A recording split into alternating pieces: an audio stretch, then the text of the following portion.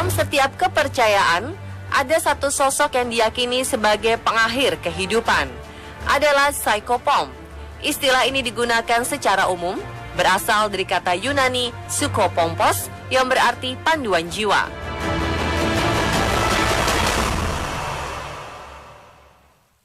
Sejak zaman Mesir kuno hingga abad modern, Psychopomp hadir dengan julukan tertentu. Sosoknya bisa berupa roh, iblis, bahkan dewa. Malam ini, On The Spot merangkumnya dalam 7 sosok mitos pencabut nyawa.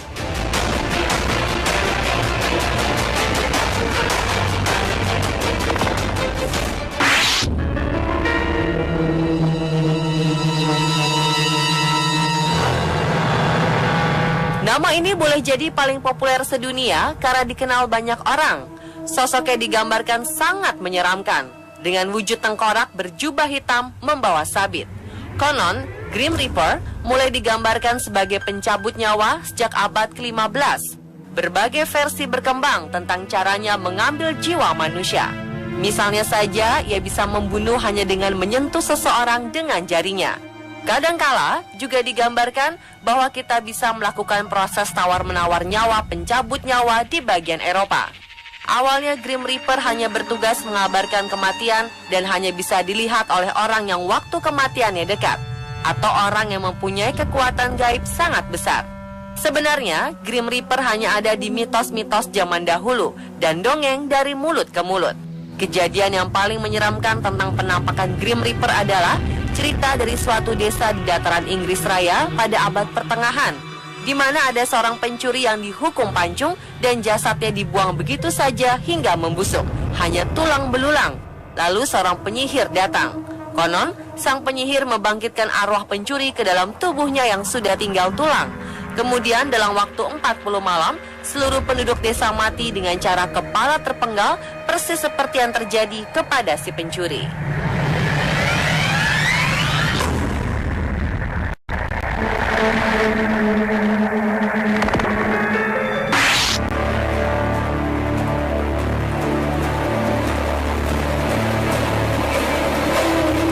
Anubis juga cukup populer. Sosoknya digambarkan sebagai dewa berkepala serigala yang bertugas membimbing jiwa-jiwa yang mati menuju Duat, dunia bawah Mesir, untuk menjalani penghakiman. Dalam kepercayaan Mesir kuno, Anubis akan mengawasi proses penentuan ini, yaitu saat hati seseorang ditimbang dengan bulu. Jika ternyata hati seseorang lebih berat dari bulu, maka Anubis akan memberikannya pada Amit, iblis yang akan memakan manusia. Dalam mitologi Mesir, ritual kepada Anubis dipakai untuk mengawasi prosedur mumifikasi. Dia dianggap sebagai dewa paling penting di alam kematian. Beberapa gambaran menunjukkan Anubis sebagai serigala dengan cambuk di tangannya.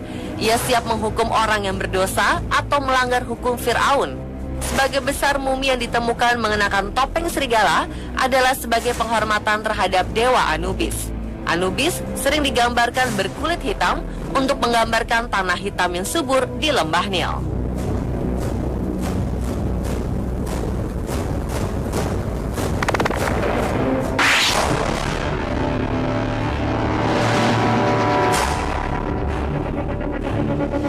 Berikutnya adalah Thanatos yang merupakan dewa kematian dalam mitologi Yunani.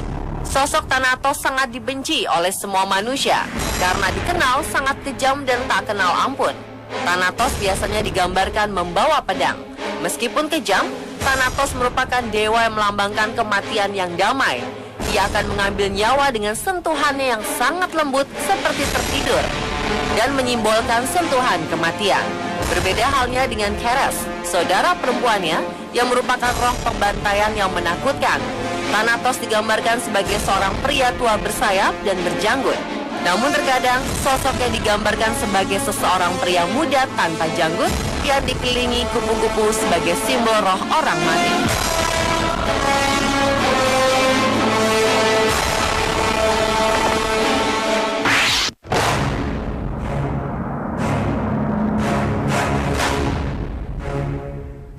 Sosok mitos pencabut nyawa lainnya adalah Charon, yang muncul dalam kepercayaan Yunani.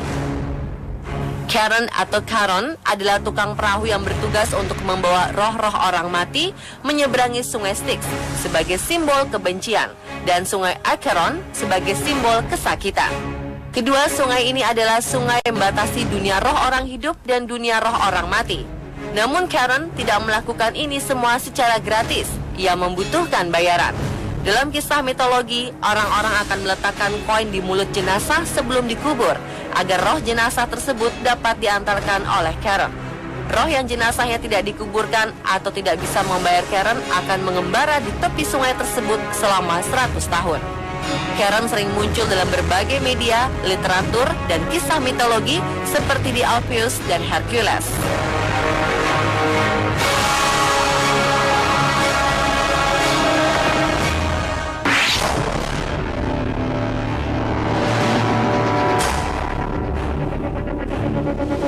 Yama adalah dewa akhirat dalam agama Hindu.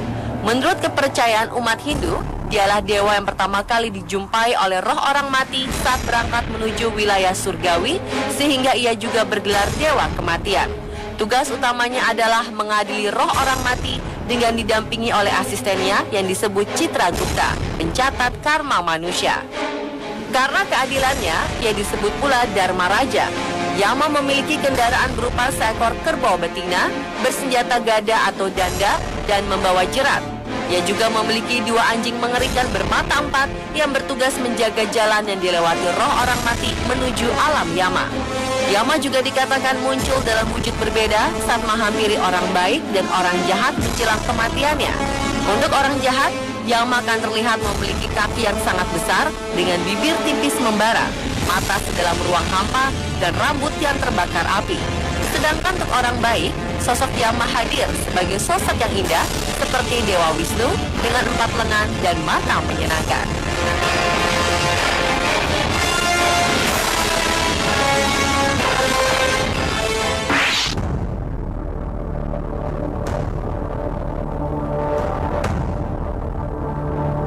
Osiris sering dianggap sebagai dewa Mesir kuno pertama yang secara resmi tercatat dalam berbagai naskah kuno.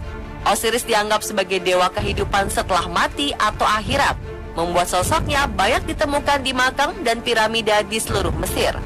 Ukiran tertua mengenai Osiris ditemukan di batu Palermo yang dibuat sekitar tahun 2500 sebelum Masehi. Catatan menunjukkan bahwa Osiris secara luas disembah orang Mesir kuno di berbagai penjuru. Orang-orang Mesir kuno amat percaya akan adanya kehidupan setelah kematian. Oleh karena itu, Osiris merupakan dewa penting dari semua upacara dan ritual kematian seperti mumifikasi dan penguburan. Osiris juga dianggap sebagai dewa kebangkitan dan kehidupan kekal. Sosoknya dipercaya sebagai pelindung orang mati dan menjadi hakim di hari akhir.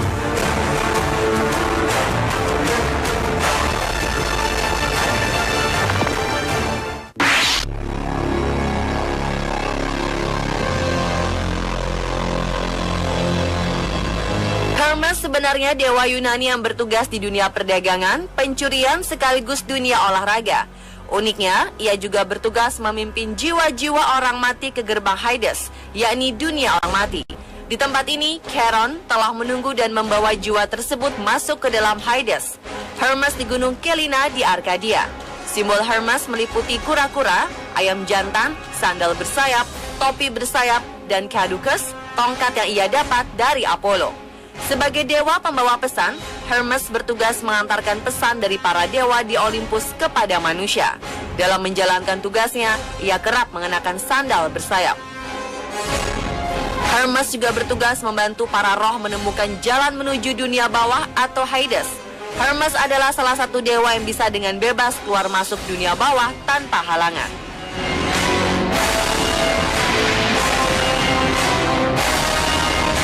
Pemirsa, itulah 7 sosok mitos pencabut nyawa versi on the spot.